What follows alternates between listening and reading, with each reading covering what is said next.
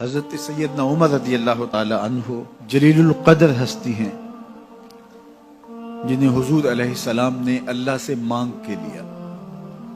سارے صحابی رسول کریم صلی اللہ علیہ وآلہ وسلم کے مرید ہیں، لیکن جناب عمر میرے حضور کی مراد ہیں۔ 39 لوگ جب اسلام لا چکے، 39ویں شخص حضرت امیر حمزہ رضی اللہ تعالی عنہ تھے، اور ان کا ایمان لانا مسلمانوں کے لیے بہت بڑی ڈھارس اور بہت بڑے حوصلے کا سبب و ذریعہ بنا۔ تو میرے حضور نے ہاتھ اٹھا لیے، کہا اے اللہ، ایک شیر دیا ہے امیر حمزہ، ایک شیر اور عطا کر دے، اب تیری مرضی، عمر بن خطاب دے دے یا عمر بن حشام دے دے۔ حضور دعائیں مانگ رہے اور یہ ہاتھ میں تلوار لیے غیظ و غضب سے بھرے ہوئے گھر سے نکلتے ہیں کہ بانی اسلام کا چراغ بجھا دینا ہے۔ راستے میں ایک صاحب ملے اور کہا کہ عمر، تیور کوئی اچھے نہیں لگتے، خیر تو ہے، کدھر جا رہے ہو؟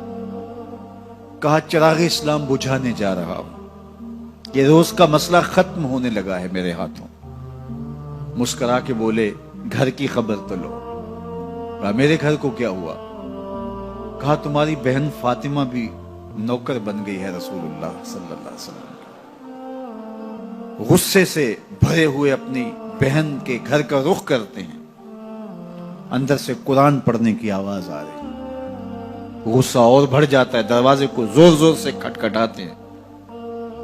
اہل خانہ سمجھ گئے ماجرا کیا ہے، گرجدار آواز ہے جناب عمر کی، دروازہ کھولو۔ جلدی سے معلم کو چھپا دیا اور بہن آگے بڑھ کے دروازہ کھولا۔ کہا تم سابی ہو گئے ہو، دین چھوڑ دیا تم نے، بتوں کی وفا ترک کر دی اور بے تحاشا مارنا شروع کیا۔ بہن کا سر پھٹ جاتا ہے، خون بہنے لگتا ہے اور یہ مارتے چلے جاتے ہیں۔ فاطمہ بنت خطاب بولی عمر، تم خطاب کے بیٹے ہو، سنو میں بھی خطاب کی بیٹی ہوں، جو ظلم جو جبر کرنا ہے کرو، میں محمد عربی کا دامن نہیں چھوڑوں گی۔ سوچنے پہ مجبور ہو جاتے ہیں وہ کون سی طاقت ہے جس نے بجلیاں بھر دی اس کے اندر۔ کہا جو تم پڑھ رہے تھے مجھے بھی سنا سکتے ہو؟ کہا تمہیں غسل کرنا ہوگا۔ عمر اپنے بدن کو دھو رہے ہیں، میرا رب دل دھو رہا ہے۔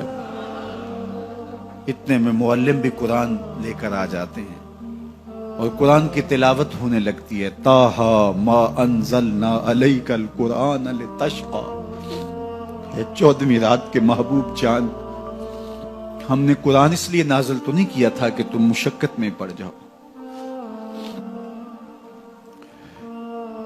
بے تاب ہو گئے، کہا عمر کی عمر برباد ہو گئی، مجھے لے چلو حضور کی چوکھٹ پہ۔ تلوار حمائل کی ہے، بہنوئی ساتھ ہیں، اور حضور کی بارگاہ میں حاضر ہو رہے ہیں۔ دروازے کے سوراخوں سے دیکھا تو صحابہ تشویش کا اظہار کرنے لگے کہ عمر آ رہا ہے، تلوار حمائل کی ہے، ارادے اچھے نہیں لگتے۔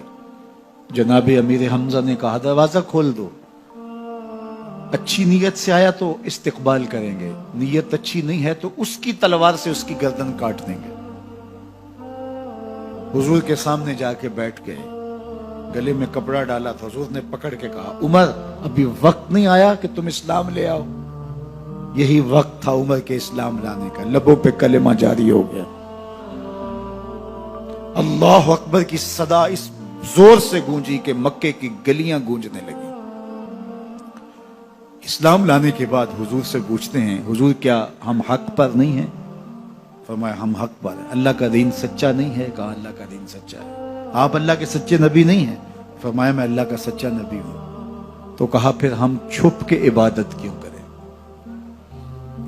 اب مسلمانوں کی 2 صفیں بنتی ہیں، ایک صف کی قیادت امیر حمزہ کرتے ہیں، دوسری صف کے آگے آگے عمر بن خطاب چلتے ہیں اور حضور درمیان میں ہیں، اور یہ ملکوتی قافلہ صحن حرم میں آ کے اعلانیہ عبادت کرتا ہے۔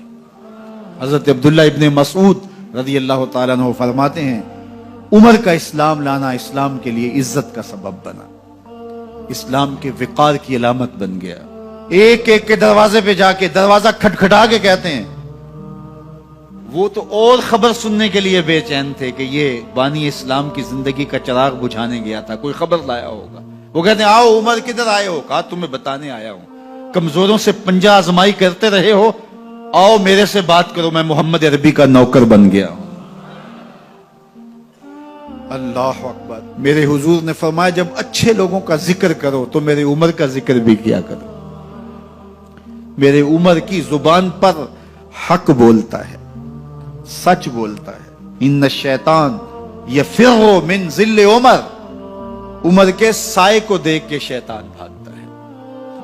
اللہ اکبر۔ اسلام لائے تو زندگی کی ایک ایک سانس اسلام کے لیے وقف کر دی، حضور کا پہرا دیا، حضور کی ناموس کا پہرا دیا، حضور کی شریعت کا پہرا دیا۔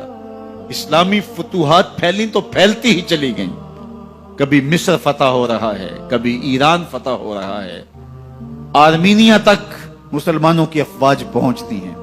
22 لاکھ مربع میل پر حضرت عمر رضی اللہ تعالیٰ عنہ کی سلطنت پھیل جاتی ہے۔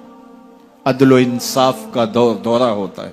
زمانے نے دیکھا کہ غیر مسلم بھی عدالت میں کھڑا ہے تو اسے خوف نہیں ہوتا تھا کہ میرے سے ناانصافی ہوگی، اس لیے کہ حکومت عمر کی چل رہی ہے۔ وہ بھی مطمئن ہوتا تھا کہ میرے ساتھ انصاف ہوگا۔